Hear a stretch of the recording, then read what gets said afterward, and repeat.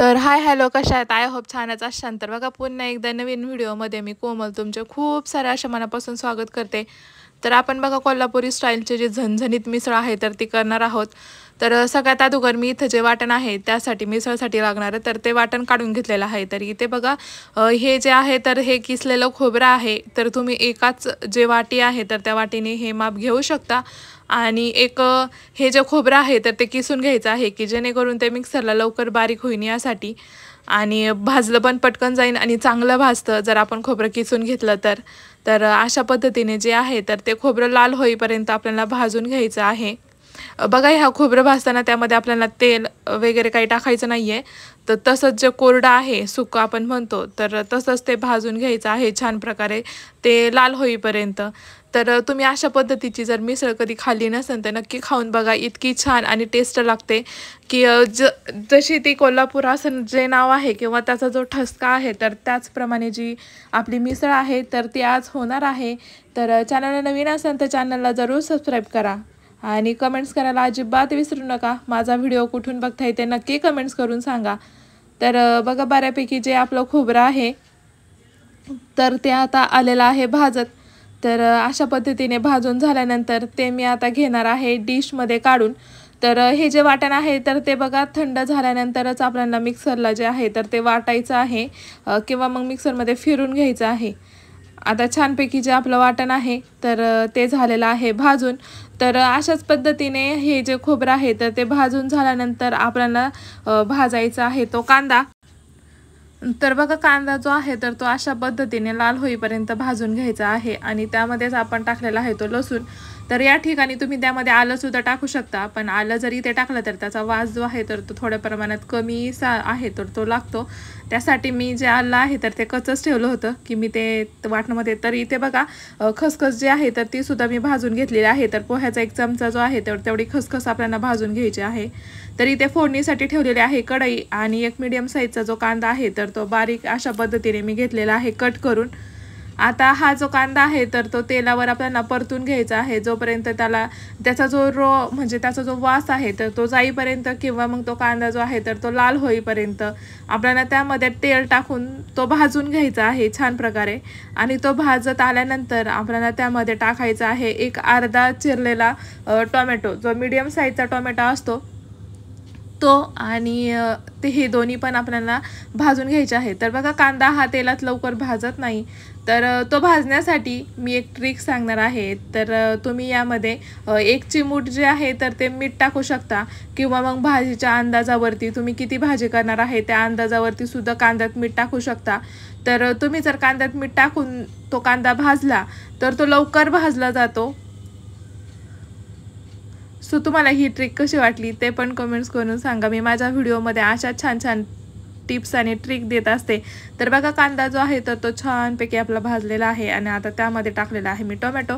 तर तुम्ही तुमच्या आवडीनुसार यामध्ये टोमॅटो घालू शकता. कोणाला खूप तिखट आंबट आवडते आणि कोणाला तिखटच आवडते. तर यासाठी आमच्या घरी तर तिखटच खाल्लं जातं.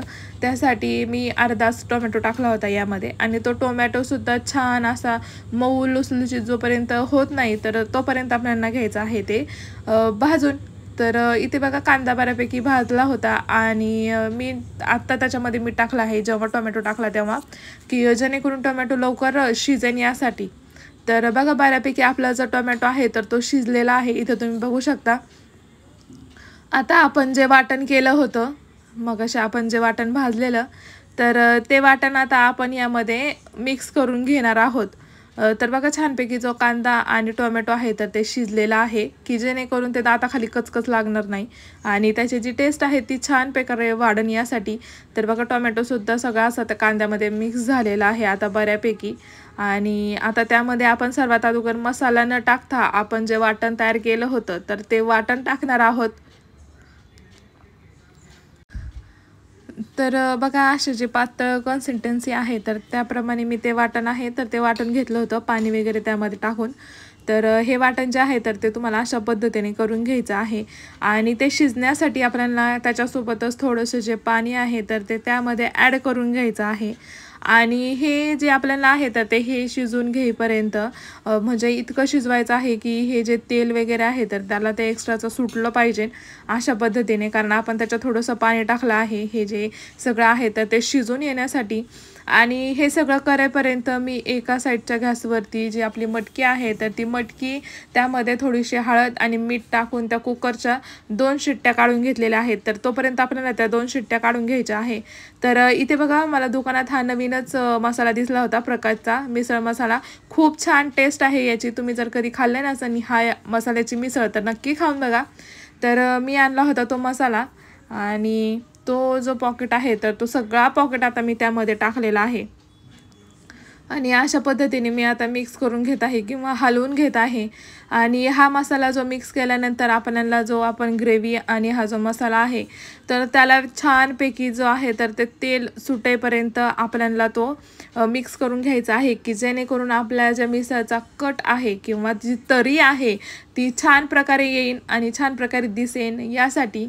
सो बघा इथे तुम्ही बघू शकता किती छान प्रकारे जे आहे तर ते मसाल्याला तेल वगैरे सुटलेलं आहे आणि छानपैकी आपला जो मसाला आहे तर तो परतून तयार झालेला आहे असं म्हणायला काय हरकत नाही.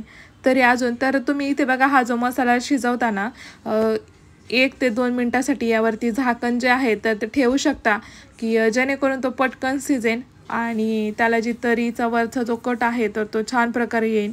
तर तुम्हाला खूपच तरी हवे असेल तर तुम्ही यामध्ये गरम पाणीसुद्धा ओतून जे आहे तर ते मिसळ करू शकता.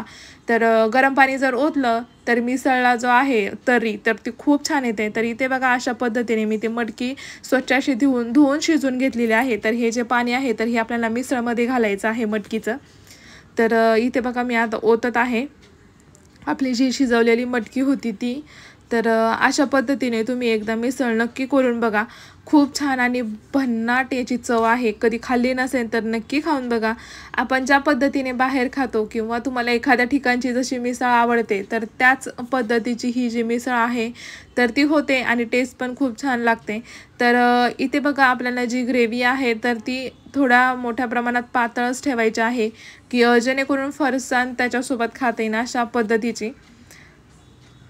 सो तुम्हाला आजचा व्हिडिओ कसा वाटला ते कमेंट्स करून सांगायला अजिबात विसरू नका. आणि तुम्ही सुद्धा एकदा नक्की करून खा. तर इथे तुम्ही बघू शकता छान प्रकारे जी आपली मिसळ आहे तर ती उकळलेली आहे आणि त्याची जी तरी आहे किंवा कट तर खूप छान प्रकारे बसलेला आहे त्याला.